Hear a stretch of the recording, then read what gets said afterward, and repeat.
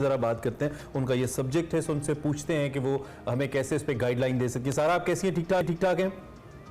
जी अल्लाह का शुक्र, बहुत शुक्रिया। Thank you for joining us. ये जो मुसलसल हम इस पे बात कर रहे हैं, अब एक तो अच्छी बात ये कि एक नॉन फिनोमिनन बन गया हम सब के लिए, क्योंकि इसको हम ऑफ एंड ऑन डिस्कस करते रहते हैं, लेकिन थोड़ा सा अगर आप इसको हमारे लिए इस फिनोमिनन को एक्सप्लेन करें, ये जो एकदम से ठंड जून के महीने के अंदर और फिर गर्मी, ये बेसिकली क्या है और क्या अब ये ऐसे ही चलेगा ऑनवर्ड्स या कभी कहीं जाके किसी पॉइंट पे बदलेगा भी?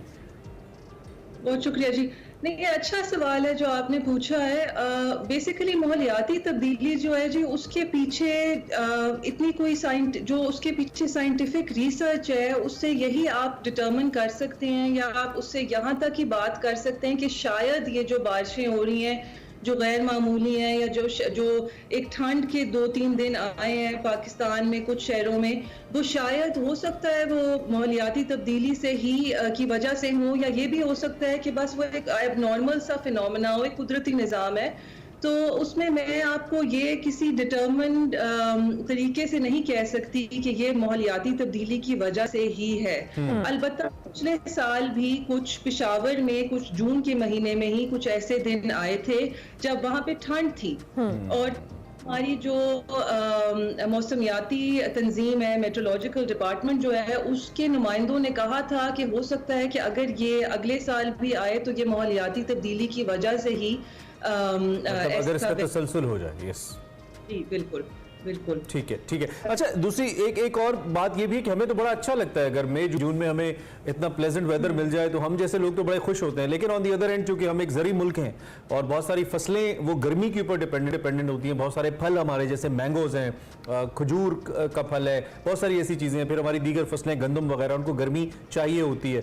तो क्या हमें इस पे काम करना चाहिए कि ये जो ठंड के स्पेल्स बीच में आ रही है ना आए, गर्मी ही रहे, या बेहतर है कि अगर टेम्परेचर बीच में बेहतर हो जाता है उतना इंपैक्ट नहीं करेगा नेगेटिवली हमारी फसलों को खास तौर पे? इस पे क्या बता पाएंगे आप हमें?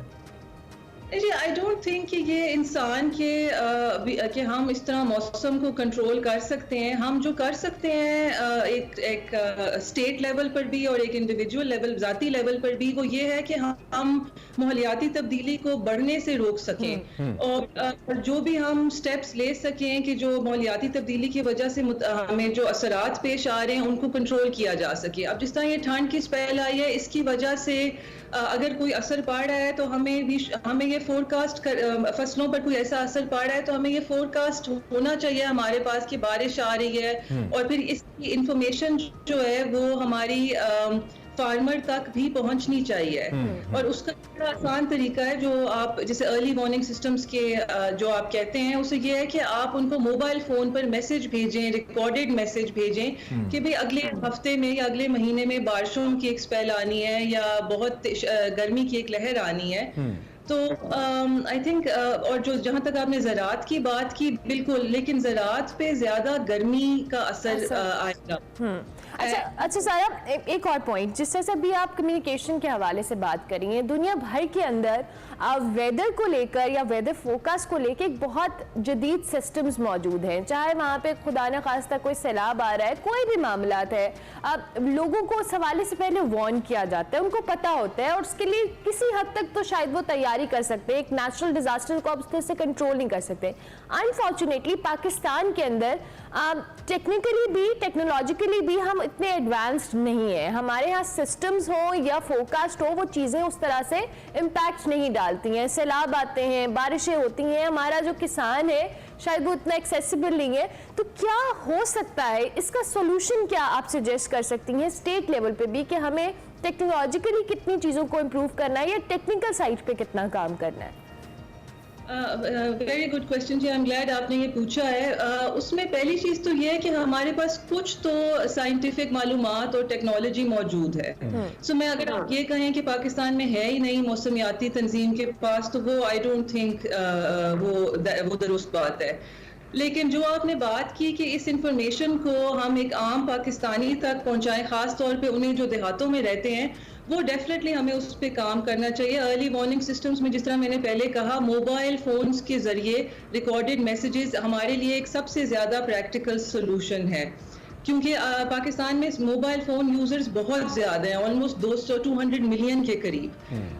लेकिन कुदरती जो आफात हैं जिसमें सैलाब है, गर्मी की लहर, हीट वेव, साइक्लोन्स, ये तो आएंगे ही जी, लेकिन इनके जो असरात इंसान पे हैं, आपके माल पे, आपके मवेशी पे, आपकी ज़रात पे, उनको डेफिनेटली स्टेट लेवल पर हम कंट्रोल कर सकते हैं। एक तो ये तो हम कौमी सतह पे या मुल्की सतह पे बात करें, बैनुल-अक़वामी सतह पे इस पे कितना काम हो रहा है और आप क्या समझती हैं जितनी एफर्ट्स हो रही हैं वो काफ़ी हैं या ज़्यादा करने की ज़रूरत है? नहीं जी, माहौलियाती तब्दीली अब वो मौजू है जिस पे आप जितनी भी मेहनत करें या जितनी भी एफर्ट करें वो कम पड़ जाएगी, क्योंकि इसकी वजह से हमारा इकोनॉमी भी अफेक्ट हो रही है।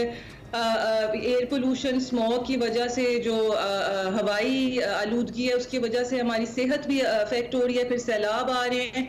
इसलिए हम जिस हद तक कर सकें इसको सियासी नज़रियात से दूर कर और इंसानी जान को बचाने के लिए जितना एफर्ट करेंगे वो कम है। हमारी हुकूमत को बहुत ज़रूरी है कि इसको बड़ी प्रायोरिटी दे। अच्छा सारा, चूंकि आपने तो इसको पढ़ा है और हायर लेवल के ऊपर एजुकेशनल जब आप स्टेटस पे पहुंचते हैं तभी आप पढ़ते हैं, अदरवाइज जो बुनियादी तालीम है माहौलियाती तब्दीली के हवाले से ऐसा लगता है कि इसको हमारे बुनियादी सिलेबस का हिस्सा होना चाहिए।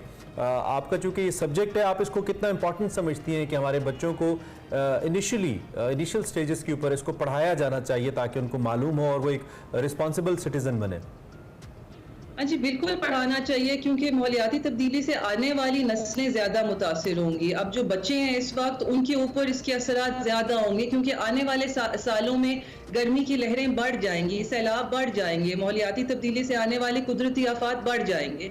इसलिए बच्चों को प्रिपेयर करना ज़्यादा ज़रूरी है। पानी की किल्लत होएगी और स्कूलों में ये एक मैंडेटरी सब्जेक्ट होना चाहिए, मजमून होना चाहिए कि माहौलियाती तब्दीली और मौसमियाती तब्दीली जो है उसके क्या असरात होंगे, उसके ऊपर आप ज़ाती तौर पर क्या कर सकते हैं, बच्चे खुद क्या कर सकते हैं। और आई बिलीव कि जो अर्बनाइजेशन है इसको भी हमें कंट्रोल करना होगा। शहरों की आबादियां जो बढ़ रही हैं और ये जो वाटर लेवल है नीचे जा रहा है, और लाहौर जैसे शहर के अंदर तो ये प्रेडिक्ट किया जा रहा है कि शायद 2030 तक पानी की किल्लत हो जाएगी, पानी खत्म हो जाएगा नीचे। सारा, थैंक यू वेरी मच, आपने हमें इस हवाले से ज्वाइन किया और अपनी राय का इजहार किया। सारा हयात हमारे साथ मौजूद थी जी।